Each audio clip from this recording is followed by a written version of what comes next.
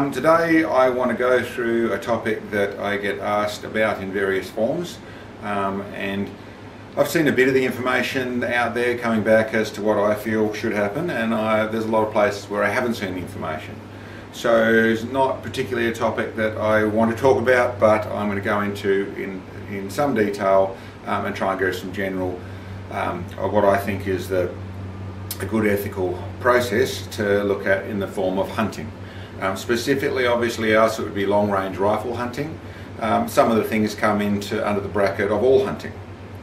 So I should start with the qualification of, as much as we do hunting, we do some of it. We certainly do some different pest culling and hunting in different occasions. We don't do a lot of it, but I think to some degree or another that gives us a pretty good perspective for some of the things that we're about to say, that we're about to go through. To start off with, I suppose I'd go through a question I quite commonly get is a general question of, I want to go hunting. I had one the other day. I want to go hunting. I want to hunt out to around 1,000 yards. What's a good rifle to me to use? Now there's a couple of things I'd go through with that. To start off with, if you're going to ask a question about a rifle to anyone, then the likes of I want to hunt to 1,000 yards is not really a question. It is a question that requires a whole heap more details to turn into a real question. If you're talking about hunting, to start off with, what game you're hunting, what conditions you're in, or the conditions, area, not just whether it's deer. There's numerous forms of different deer, and your conditions and distance vary a lot. You could have a 500-yard shot on a small deer in the middle of a field or middle of a range where you can get to it very easily. You can jump in on your four-wheel drive or in your truck and drive over there and be there in 30 seconds, is monstrously different to shooting in hill country where you have a river crossing between you and where the animal is, to where some places where you're shooting is completely not accessible, or it might take you half a day to get there. Makes it a very different shot. A deer, whether it be a small animal not much larger than a sheep, or a large animal almost the size of a horse, all come under the same bracket, and the local area, the local conditions, the bone density of animals change in different areas. There's lots of things that change stuff. So your question really needs to come into more specifics to go through that side of things. And really, I would generally say it's not someone you're going to ask a gun person about that type of thing. You'd ask local hunters that know the area and know what's going on. The other part of the question, the 1,000 yards, well, to be truthful, I don't hunt past 500 yards, maybe 600 yards at a stretch. The reason for that is both the circumstances that you're generally dealing with, but there's a couple of things that I'd go through. When you are selecting a caliber for particular forms of hunting, then, like I said, the smartest way to do it is communicate with the people that are shooting or hunting exactly in your area. Exactly the people that they use, that the information is there, whether that's your local gun store, whether that's local hunters, whether that's the local pest control, whatever it is, there's going to be people that have the information that will tell you what is good for this job. Another side of it is very good to do is to understand the ballistics of what you're talking about, understanding the energy that you're delivering downrange. Very important, and I suppose one of the things that people get confused with, there's a question of how far will a bullet kill? How far is a bullet lethal? That is a completely different answer to how far is it ethical to hunt with. What will kill you won't necessarily kill you today. You can get, to put it in a very simple form, you could kill someone with a knitting needle. You can, if you press a knitting needle through something only 3 or 4 inches in and pull it back out, that, if you hit the right place, will kill something. Equally, you can just annoy something by doing exactly the same thing in the same place. So what I'm trying to say there is that unless your bullet is in the speed where it can deliver enough percussive force, where it can create enough trauma on entry Also, you're talking about where the bullet is expanding and operating properly, so for want of a better term, you end up with a small explosion in the impact site of where you're hitting, is how you kill properly. That's how it is properly lethal and working properly. So that means that the likes of I suppose there's the other side as well. You can use too much force. You use something like a 243 on a rabbit at 100 yards, you're going to end up with no rabbit. Equally, use something like a 243, which is still quite capable and quite efficient at putting holes in things at 1,000 yards. It's way past where it's actually going to deliver the force required to do the job ethically. And then you should understand that there is, like I said, the amount of bullet speed that you actually need to make a bullet expand and do the right things is quite different to where it will still kill but won't do the job ethically.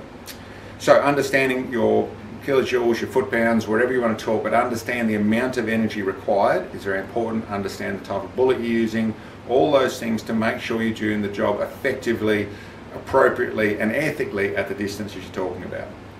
So that stuff can be done the best way, as I'd said, to find that information, is to speak to the locals that understand that. You can obviously Google and get a lot of this sort of information, but it is a responsible thing for you to be able to understand what is actually happening, why you're using what you're using, not testing by seeing the results to happen to animals, although you should always pay attention to what's going on there, but by understanding you're walking out with the right stuff. And I suppose that leads into another part of the conversation, is the way to do this job is with respect. It's the way that the hunting will stay there for everyone. It's not, in my opinion, nothing in our world is a right. Our world is, a lot of people choose to use it's our right, it's my right, it's for all the different things, from the animal rights to all the rest of it. I don't really agree or go down that philosophy. I go with the fact that we earn what we get, and we should treat everything we can with the respect that it deserves. And that includes when you're killing pests and you're out there, and that might be where you're going through to clean up hogs or pigs, whatever you want to call them, and they're doing massive damage to things. To torture them or to not kill them properly because they're horrible animals and you hate them, I understand the philosophy that goes with that. I understand that they are a giant pain and you're in some cases angry about them. It isn't the right approach. It is still a life, it is still something. Kill it with respect, and what I'm really protecting is not the animal, I'm really protecting is you and fellow hunters, realistically. And I'll move into a bit more of that conversation later on, but there's another whole world out there that have a fair bit of what I would probably call a disconnection from what is reality, bordering on delusional, but there's a whole world that are fighting against any hunting and so many other things that are make a lot of common sense in our world. These people are fighting against that. And the likes of making sure that you do things with respect, you have that covered, so you know what you're doing, you understand why you're using the ammunition you're using, you're understanding what the distance you're shooting at, you understand that you want an ethical kill, you want that animal dead as quickly as possible, and you want to be respectful about your processes, gives you very good ammunition, for want of a better word, or power, another way I put it, in conversations or in situations where the wrong things happened and the tide's turned against you. And that can be in social media, or that can be just in local conversation, where you have it covered. You aren't just bludgeoning your way through that side of things. You understand what you're doing, you understand why you're doing it, and you're doing it with respect. Gives you a lot of strength in that situation. Bit of a diverse conversation where we're heading down this road, but the other thing, I'll come back to that initial question of 1,000 yards and why I only shoot 500 yards. And to be honest, I have some issues with long range shooting, well, extreme long range shooting, the way of hunting. My first and my biggest issue I have with it is flight time. Once you have more than half a second of flight time, my honest call is you don't know what's going to happen. And even though things seem calm, even though everything's settled, and probably 95% of the time, you have a second and a half. They don't hear anything, nothing's happening, as long as you stay inside your supersonic zone, so the bullet gets there before the sound, then probably you're fine. But if you have a whole second of flight time, in a second a lot can happen. They can start to move because of something next to them. They can just start to move. There can be a butterfly flap in front of the animal, and all of a sudden it moves, and then you have more than 6 inches of movement. You've moved out of your kill zone. Even with the perfect shot, you've moved out of your kill zone, and at that point then you're in recovery mode. And if you've just gut shot an animal, or you've just knocked a piece off his nose, or you've just done damage to this animal and you can't get to that animal fast enough, then you're in a situation where, even if that is a pest animal, even if that's a problem animal in all sorts of different ways, you have then put the animal in a lot of distress. It gets away. It is, I don't even have to get into concern about the animal as much as I have to get concerned about what's seen of that and what that turns into with either local hunters that are all of a sudden angry that someone is wounding animals out there and leaving them, to the nature people, to the rest of the world, that can turn into a big thing out of a simple little mistake. There's another equation that also opens into. It's one of the things that you see some companies do a lot of advertising about. That's how they do it. They're long range hunting and pushing it out, and it makes their equipment better, and they're showing off how much they can do and what distance they shoot at. And there's a pride thing of a shot at a longer distance. In truth, hunting isn't about shooting at a longer distance. Hunting is about the ability to stalk and the respect of the hunt, to be able to get close enough to be able to do the work, to be able to get the shot done in a very ethical way, so you are certain. So that moves into a grey area. I don't want to be telling people how to suck eggs, but I do want to say, in my mind, the 500-600 yards, and it depends on your condition. There's circumstances where that starts to change, and understand it, but you have to understand your recovery mode of what you can have to do when things go wrong. And like I said, once you're past half a second, in my mind, that's too long. That's too much time between when you've squeezed and it happens. There's a whole second, for me, is too much time in that process. So, and I suppose in that same thing, once you're out there, all of a sudden, even a very effective, very fast bullet then starts to become less efficient. It has less percussive force, there's less of a punch happening when it hits. Even though it will kill, it might not be for 3 days. You put a hole through the wrong place and it doesn't expand, it doesn't actually have the energy out there, then there's bigger issues, like I said. But to my mind, really you shouldn't have put yourself in a place where you can miss to that level. And I suppose that's the last bit I'd have to say in all this figuring, is anyone who 100% thinks that they will never miss is lying to themselves. It will happen. You have to make sure that when it does happen, you've got it covered. So the extra bit that I'd like to say to go with this equation, which is about the respect of what we're doing, and it's about both keeping the hunting around and to a degree educating the people that don't understand it, the people who have gone to another place, which our world is full of, that don't want to see anything killed. There's no logic to their argument. I'm not trying to say there is, but there is a fair bit of power to that side of the world, and they are something to understand. And I'm not saying cow or bow to their beck and whim by any means. I'm not saying to do what to agree with them. But what I am saying is understand that it is a dangerous situation, that they have as much control as they do. But by us doing the right thing in our hunting and showing respect for what we're doing, more about us than about them, but showing that is very valuable. But that moves into a conversation of social media. And the people that are taking snaps on their phone and sending it to people out of pride, showing off, whatever it is sort of stuff, doesn't understand the emotion and understand the moment that's going on. But I'd have to say it's very foolish. It's very dangerous, and it could cost you a lot. It could cost you an enormous amount in the fashion of that little snap at that moment. And no matter whether it was flippant and foolhardy, or whether it was bursting with pride and showing off and just wanted to show this, or whether it was proving a point, or whatever it was, At that moment, it might make sense. But once that is out there, that's in someone else's hands. That's in someone else's story, that fits someone else's narrative, and that's a really dangerous place to find yourself in. There are stories, there are situations, and fully aware of all the positives of the likes of the safari hunting, where there is a lot of misinformation out there. Those, generally what you're looking at is very good situations where the very small point of it is someone killing a dangerous animal.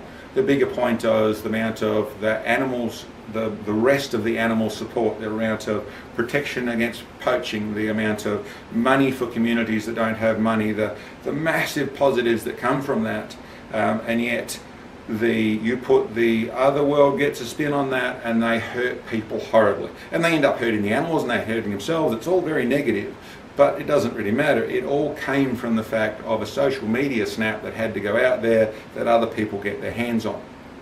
So in my honest perspective, that snap, that bit of whether that's pride or that's fallout or whatever it is, that bit there is a bad thing. That's a little bit like putting on your finger on the trigger before you should do. It's a mistake in the world we live in. And I get it is a little bit of changing things because of them, but my honest call on it is that denial of this situation is not going to fix anything. We have to understand it's real, have to understand it's happening, and we have to pull that back in and understand that that is, more than anything else, you're protecting yourself, but you're actually protecting all hunters.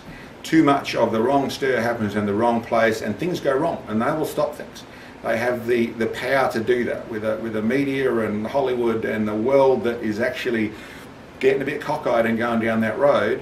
I don't know any way to fix that problem, but I do know that this can help us. And I'd also say that also goes into, obviously there's hunting videos and things that work quite well. And when you're in control of the story and you can have the whole story there where that can be seen, it puts a different bit of a spin on it, it can make sense of it. But keep in mind, there is still respect should be shown. When an animal is killed and then there's a lot of hooping and hollering and slapping each other in the back and it's all wonderful, I understand the emotion that's going on, but there's another side of way that can be viewed. If you cut it down to just that piece of information, it becomes a negative thing that we all have to deal with and you have to deal with as well. Simply don't put the hooper on holding in, you know, just show it as a more respectful process. It doesn't mean don't show that you're proud of it. It doesn't mean don't show that you enjoyed that process. That was part of what it was all about. That is the climax of that situation. I understand all that, but understand that when you're actually presenting it, if you are going to go down that road, put forward the respect that goes with that. Put forward an angle that shows that the quality of the process that you're in, and and put yourself in a strong position to be able to say those things. Anyway, listen, I get that's trying to teach some people how to suck eggs. I get there's people out there that they have multiple generations of people that hunt. They know what they're doing, and all those side of things. I understand it, and I'm not trying to tell people how to suck eggs by any means. What I am trying to say is it is a real thing.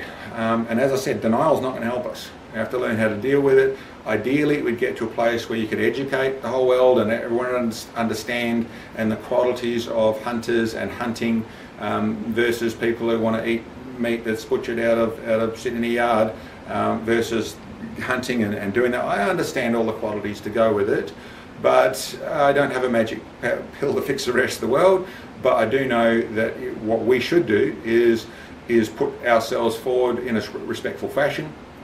And that also means that when we go into hunting, and this includes any form of hunting, whether you're hunting with a spear, whether you're hunting with a bow, whether you're hunting with a trap, if that same process of the animals, there is respect shown for what you're taking out of the wild, then on both levels, that also means your decision on what to hunt is taken with respect. So you want the hunting to be there for a long time. So, you know, there's times in our world where everyone has gone and killed every animal they can because they want the hides or the pelts or the oil or whatever it is.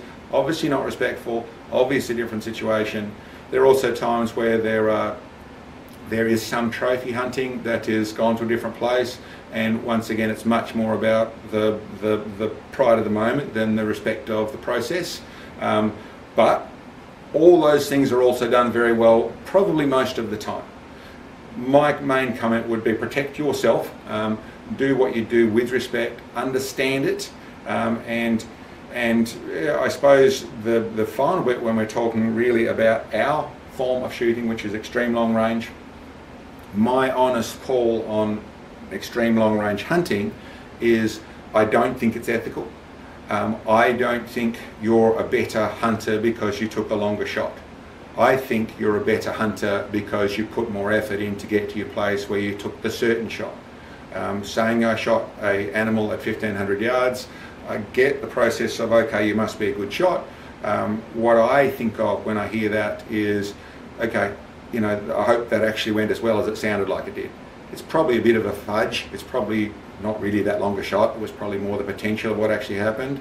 But if it was, that was a fairly big risk you took. And that was probably not something that I would be saying out loud to people. Once again, don't want to be saying suck eggs or teaching how to suck eggs, but do understand that this stuff can be used against us. And as much as I'm saying to protect yourself, you don't want a storm that is against you and the damage that can cause and the stress that can cause. But it's for all hunters, and it's for not for right now as much as it is for the future. We want to try and get this ship under control and make sure that we can keep it and we can enjoy it and use it and be respectful about it for many years to come. Anyway, I hope that doesn't cause too much flack. I hope that perspective comes across, and thanks for checking us out. We'll catch you next time. Thanks for watching the video, guys. I hope you enjoyed. Down below here we've got a link to our web store where we have some of the specialised long-range shooting products that we actually produce. Check them out. And for those of you who can, it'd be great to get some help.